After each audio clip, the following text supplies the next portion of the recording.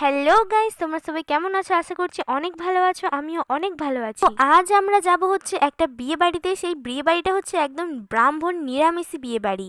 Actually যাদের বিয়ে বাড়ি তাদের বাড়িতে আসলে মদন চাঁদ ঠাকুর আছে, তাদের বাড়ি থেকে অনেক জায়গায় ঠাকুর যায়। তো বিয়ে বাড়িটা আমাদের পাড়াতেই, তাই জন্য আমি সাজিনি বললেই চলে।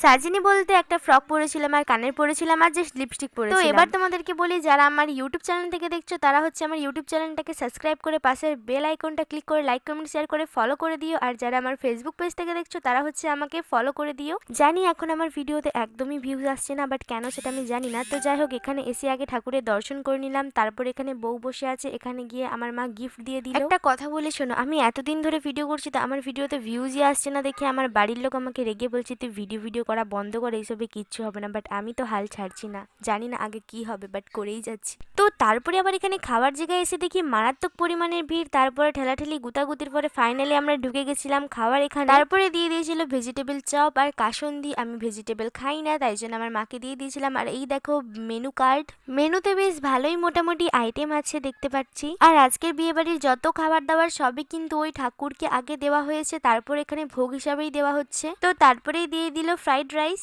আর আমি তো রাইস খাই না, তাই জন্য আমার মাকে বলেছিলাম তুলে নিতে, আমার মা আমার পাত থেকে তুলে নিয়েছিল। আমি চিলি পনির খাই না, তাই জন্য মাকে বললাম তুমি এটাও তুলে নাও, বলতে মা তুলে নিল আমার পাত থেকে এটাও।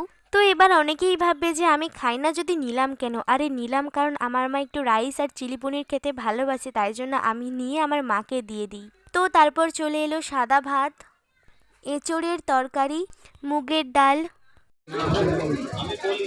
পটলে এদেরটা ভালো লাগে। এখানে সব তরকারিই ভালো হয়েছিল, বাট একটাই প্রবলেম ছিল যে যেহেতু নিরামিষি তরকারিতে প্রতিটা তরকারিতে ঘি দিয়েছিল, আর আমি যেহেতু ঘি অতটাও বেশি খাই না, তাই জন্য আমার খেতে একটু প্রবলেম হচ্ছিল। আমি এঁচোড়ের তরকারি দিয়ে ভাত খাচ্ছিলাম কারণ এঁচোড়ের তরকারিতে ঘি দেয়নি বলে। তো ওই দিন রান্না হয়েছিল রাইস, চিলি পনির, মুগের ডাল, আলু ভাজা, ভাত, পটলের তরকারি, এঁচোড়ের তরকারি, শুক্তো, পায়েস, চাটনি, পাঁপড়, মিষ্টি, আইসক্রিম এবং জোয়ান। আর হ্যাঁ, আরও একটা জিনিস রান্না হয়েছিল, সেটা হচ্ছে মান কচু। এইটা আমার সত্যি ভালো লাগে খেতে, তাই জন্য এটা আমি খেয়ে নিয়েছিলাম পুরোটা।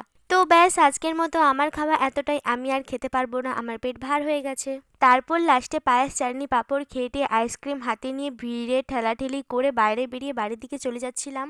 তো আজকে ব্লগটা এতটাই, কেমন লাগলো আমাকে কমেন্টে জানিও। নেক্সট ব্লগে তোমার সাথে আবার দেখা হচ্ছে। ব্লগটা কেমন লাগলো আমাকে কমেন্ট করে জানিও। তো টাটা, বাই বাই, ততক্ষণ সবাই ভালো থেকো।